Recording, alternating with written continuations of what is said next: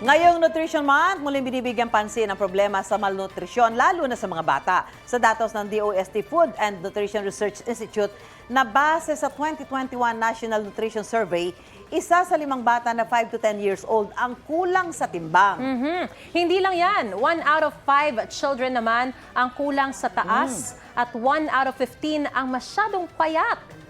Kahirapan ang isa sa mga tinitignang ugat ng problema. Paano kaya tayo magiging bahagi ng solusyon, Ate Sue? Abay, dapat matutong magbigay ng masustansyang pagkain sa mga bata, especially sa mga panahon na to na, gulay, di ba? Oo, ang mga bata ngayon, pati mga magulang, sanay na sa mga instant, mga ganyan. So, wala na silang ibinibigay na sustansya sa mga bata. Biruin mo kung yun ang kalalakihan nila, yung mga instant, anong sustansyang papasok sa katawan, Maglaan diba? ng panahon sa pagpe-prepare ng food, no? Tsaka yung mga gatas din, yan, yung mga mahalaga. Go, glow, grow, yan. Yeah. Sabihin, walang oras. May paraan kung gusto, may dahilan pag ayaw. Yes, exactly, Ate Sue. Ano kaya magiging suhestyon ng netizens natin dyan, Evan?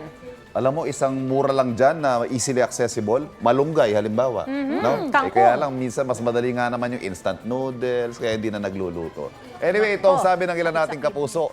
Si Mariel Alcala ang nakikitang sagot sa problema sa malnutrisyon ay ang urban farming. Yan, mabuti raw taniman ng mga gulay ang mga bakanteng lupa sa ating komunidad para may maipakain sa mga nagugutom.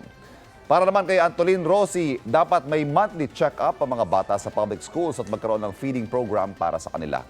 Maganda rin daw natutukan ang mga batang may hirap, lalo na yung mga laging walang baon. Ang pag-iwas naman sa junk food, yan, nakikitang solusyon ni Faisal Ismail. Paalalahanan din daw ang mga bata na matulog ng maaga. Naku, isa pa yan. Sinigundahan niya ni Teng Ismael. Dapat daw may sapat na oras ng tulog ang mga bata para lumakas ang katawan. Dapat pakainin sila ng gulay, isda, prutas at iba pang masusustansyang pagkain. Kapuso, mauna ka sa mga balita. Panoorin ang unang balita sa unang hirit at iba pang award-winning newscast sa youtube.com/GMA News. I-click lang ang subscribe button. Sa mga kapuso naman abroad, maaari kami masubaybayan sa GMA Pinoy TV at www.gmanews.tv.